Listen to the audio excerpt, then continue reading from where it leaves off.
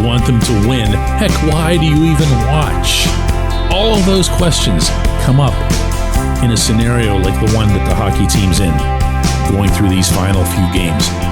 Well, now I dare say you have your answer on all fronts. Good morning to you.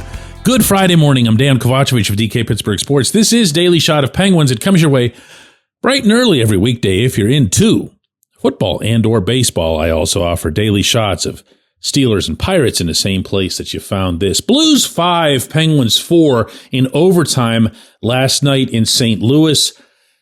Totally disregard the final score. Totally disregard that St. Louis was able to get the extra point and sustain its 11-game now winning streak.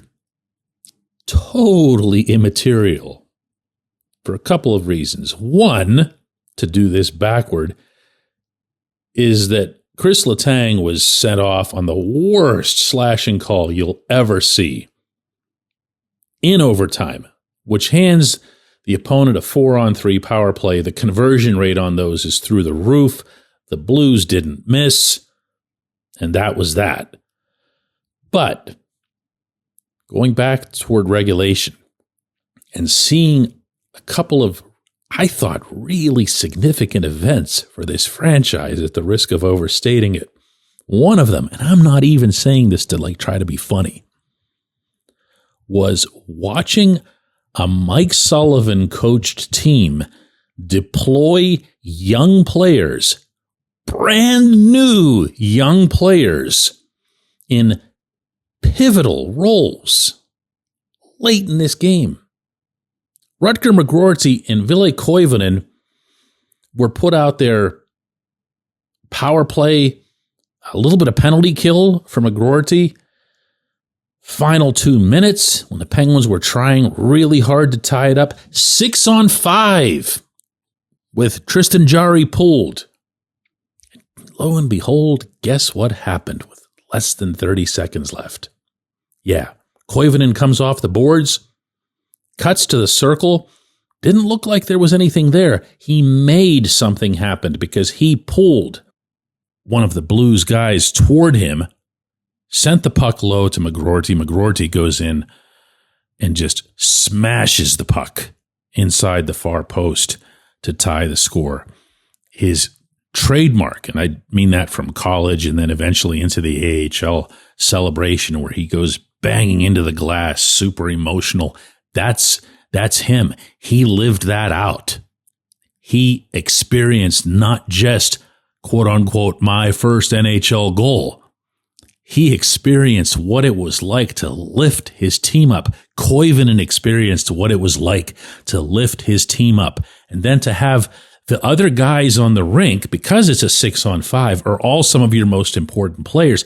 And they're the ones who come in there and are mobbing the two of them, especially McGroarty, obviously. It's his goal.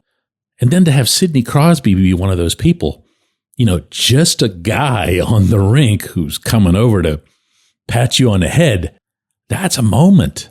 That's a moment not just for those two kids. That's a moment for everybody on that team. That's a moment for that head coach. The loss, the overtime, by comparison, yeah, they all got really infuriated, and they should have, over the terrible call against Letang.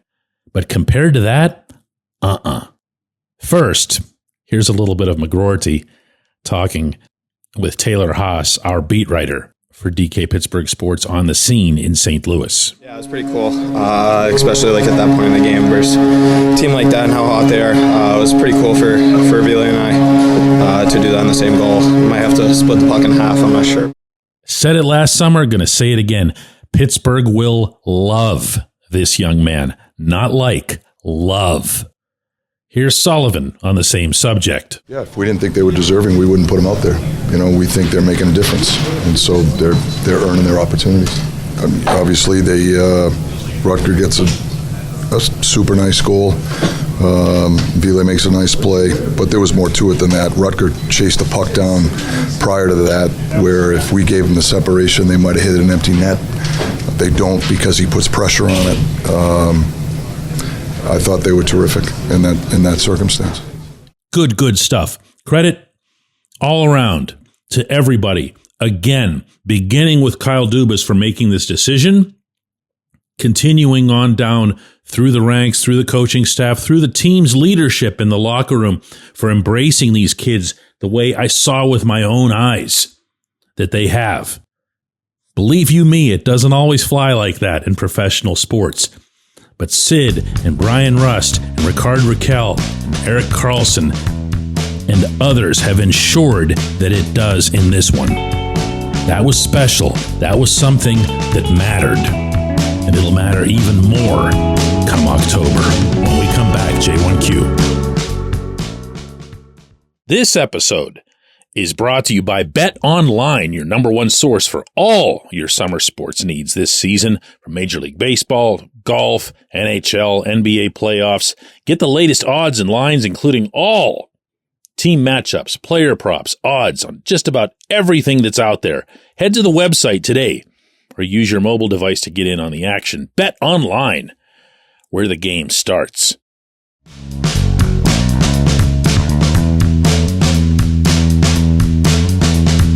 Today's J1Q comes from Shane Kelly, who says, DK, is it time to have that uncomfortable conversation about Chris Letang and his soon-to-be, if not already, albatross of a contract?